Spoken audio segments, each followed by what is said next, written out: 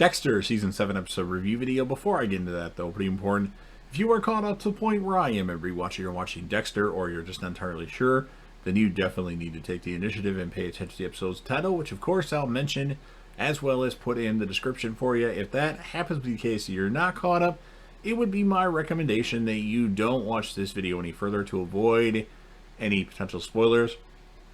This will be Dexter Season 7 Episode 5. Title of this episode is called Swim Deep. And this will be my review, reaction, recap after just finishing watching the episode. Dexter is cleaning Louis Grimm's blood off his boat, and Ghost Harry is talking to him about Deb accepting him, or lack thereof. Dexter realizes that someone died on his boat, as there is too much blood. So Dexter didn't realize this was Louis Grimm. I'm just saying he was cleaning the blood that was on his boat. He didn't make a mistake, because he thought it was Victor's blood for a second there. Masuka wants info from Quinn. Quinn tells Masuka to get away, leave him alone. Masuka tells Deb about the blood slide that LaGuerta is having analyzed at an outside lab, and Masuka thinks he's getting fired because of it. LaGuerta tells Deb what's going on. She mentions she never believed that Dokes, a Dokes reference, was the Bay Harbor Butcher. Fuck, motherfucking suckbag, you cock-munching fucking fuck nugget. Fuck! Where do they come up with this stuff? Deb says while on the elevator. So that was her throwing a tantrum of sorts. This is ridiculous dialogue, in my opinion. Dexter finds out the blood slide does belong to Louis Grimm. Why was he killed on my boat? Dexter says to himself. Deb tells Dexter that LaGuerta found the blood slide for Travis Marshall. Dexter tells Deb about Philip Barnes, a wedding photographer. As LaGuerta is looking into him, she has the list of a bunch of people that have been missing since James Dokes died. I believe that was the scenario. Dexter gets home and notices that someone may be in his apartment, or somebody broke into his apartment, so he calls the landline and says something about a meeting. I'll meet you there at this time. And then he sees Isaac Serco leave his apartment. Isaac Serco tells Dexter he killed Louis Grimm because Dexter had called him. And Isaac says Victor was a friend of his. He's working alone on this. He's not ordered by anybody to do this. So Dexter warns Deb about Isaac Serco. Dexter tells Deb that he got Victor's print from Mike Anderson, the Mike Anderson crime scene on the turn signal. And then he confesses that he didn't tell her and that the crew about the print, so Victor conveniently fell into his hands. Dexter begins to watch Isaac Serco at the club. He's not some hitman. He's a boss. He's a badass boss, too. Batista calls Dexter and tells him Hannah McKay is on her way to the station to go over Wayne Randall's killing spree. Get here now. So Dexter has to leave watching the club to go to the station to see his, Hannah, the one that he's infatuated with, even though he really doesn't know it yet. At the station, Hannah tells them what she knows. Dexter tells Deb he has a plan for Isaac Serco as they stay at a hotel for the night. The next morning, at one of the Wayne Randall's crime scenes, Hannah is along and she's helping out. Dexter tells Hannah he's not needed unless there's a body or blood. Deb goes to the place the missing wedding photographer lived. Well, LaGuerta also shows up. The son is there and says since his disappearance, it's been the best day of his life. And then he pulls out some wedding pictures, and Deb actually spots Dexter in a few of the pictures, or at least one of them. Maybe it was a few of them. I don't know for sure, but she grabbed one. I know that, but I think he might have been in multiples.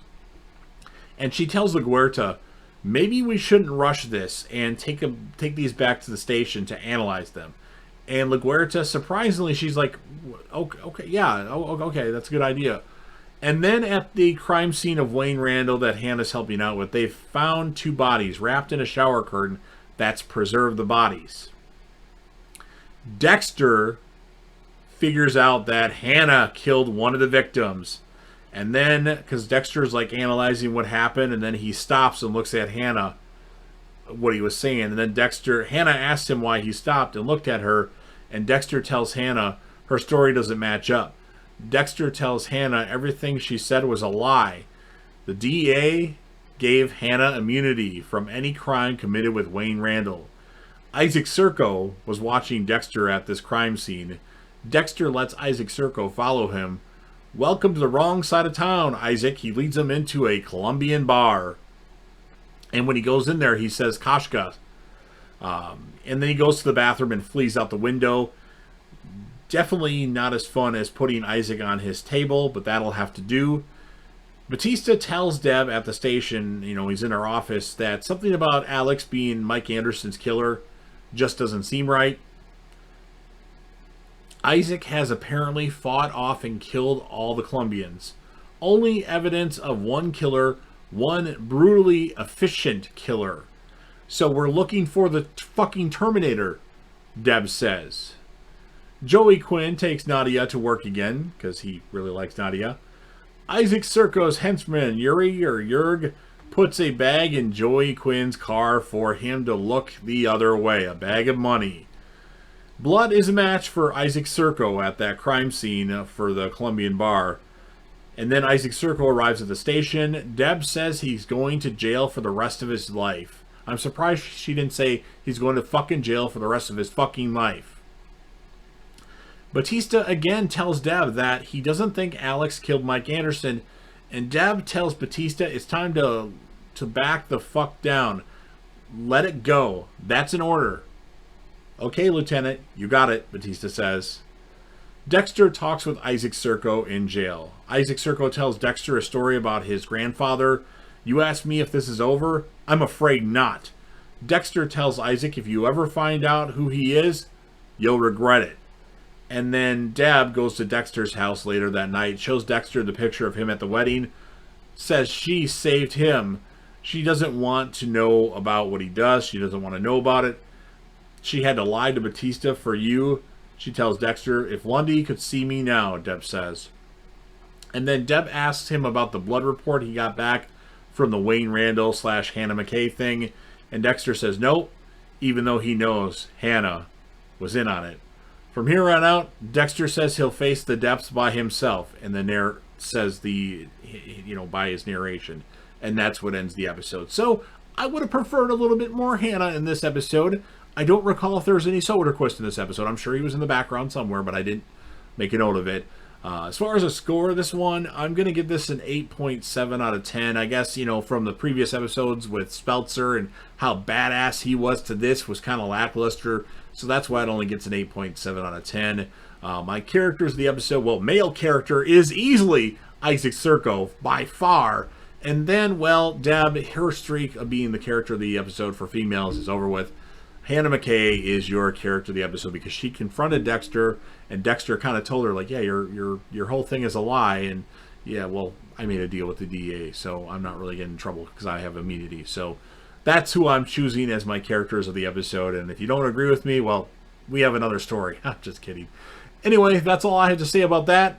Now it's your turn to talk. If you're a fan of Dexter, or, Dexter New Blood, and you want to help me out with the YouTube algorithm, which really does help out the YouTube algorithm if you smash that like button, share the video with whomever you want, put this video on any of your social media platforms.